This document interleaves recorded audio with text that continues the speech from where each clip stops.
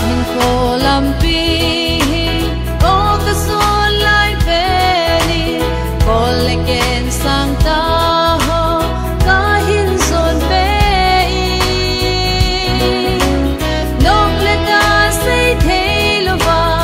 avang ka vai lai zin ei ngai lua pa kai zin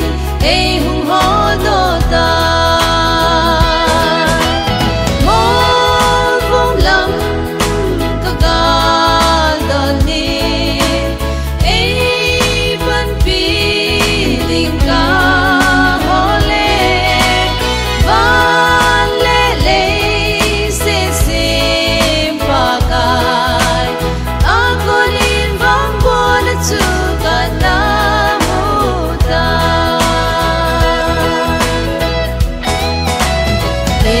no na hole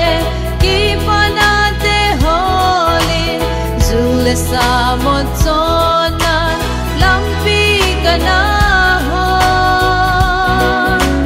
loi le gole dule pa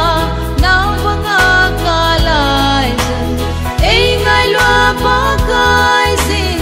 ei hung ho do ta